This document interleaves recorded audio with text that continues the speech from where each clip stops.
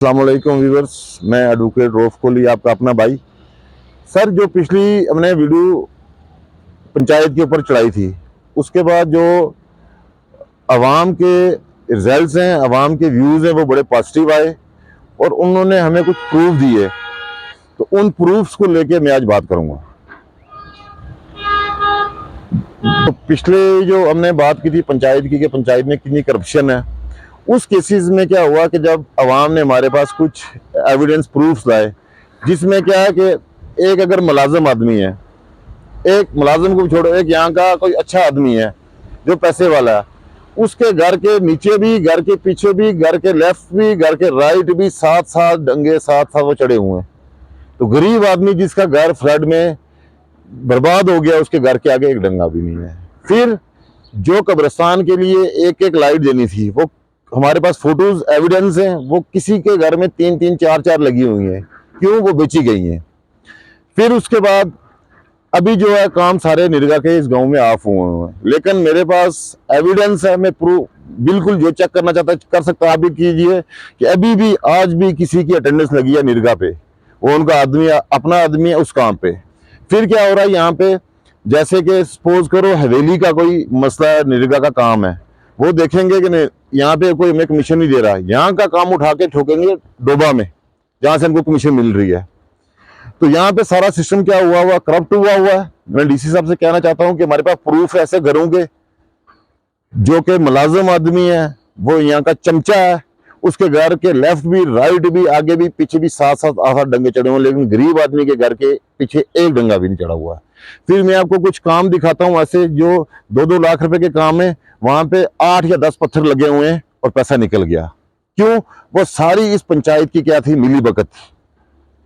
Corruption जो है, इन्होंने अपने कुछ चंद 4-5 चमचे रखे हुए हैं, उन्हीं को काम मिलता है, वही काम अलाट करते हैं, उसी केसेस में सारा करप्शन करते हैं। आज हम डीसी साहब से भी और जो सेक्रेटरी पंचायत हैं, अब मैं उनको भी यहाँ से सारी चीजें ईमेल करूंगा। वो घर, वो लोग जहाँ पे गलत काम हुए हैं, और ऐसे लोगों की मैं रिकॉर्डिंग्स भी आपको दूंगा जो कि ये कमीशन मांग रहे थे। एक चीज ये आ गई। दूसरी चीज ये आ गई कि यहाँ पे हमारे हाई सेकेंडरी स्कूल लसाना है, यहाँ पे पिछले काफी टाइम से इंग्लिश का टीचर नहीं है। तो एक ये रिक्वेस्ट भी रहेगी हमारी कंसर्न सीओ साहब से, चीफ एजुकेशन ऑफिसर से, कि इस चीज को थोड़ा सा ध्यान में ला जाए, यहाँ पे इंग्लिश का टीचर नहीं है। तीसरी चीज, यहाँ पे आज काफी दिन से लोग बोल रहे हैं कि हमारा जो नेटवर्क है वो बड़ा स्लो, कॉल लगती नहीं है। तो मैं उनसे भी, टेलीकॉम वालों से भी रिक्वेस्ट करना चाहूंगा, इस सारी चीज को देखा जाए। अब मेरी सारी कहनी चीजों का मतलब क्या है, कि ये सारी चीजें अवाम आपको या मुझे क्यों बता रही है? क्योंकि अवाम इस टाइम लीडरलेस हुई हुई है, कोई सुनने वाला ही नहीं है। यहाँ पे कोई अच्छा लीडर ही नहीं है जो उनकी बातें सुने। सिस्टम जो है, डिपार्टमेंट है, लोग गरीब है, सिस्टम करप्ट हुआ है, वो अपने काम नहीं करवा सकते।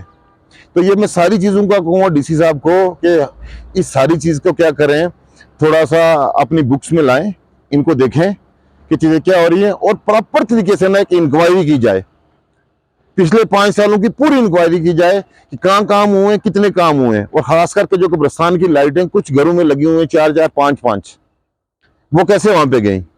गरीब के घर में डंगा नहीं है, अमीर के घर में 8 है।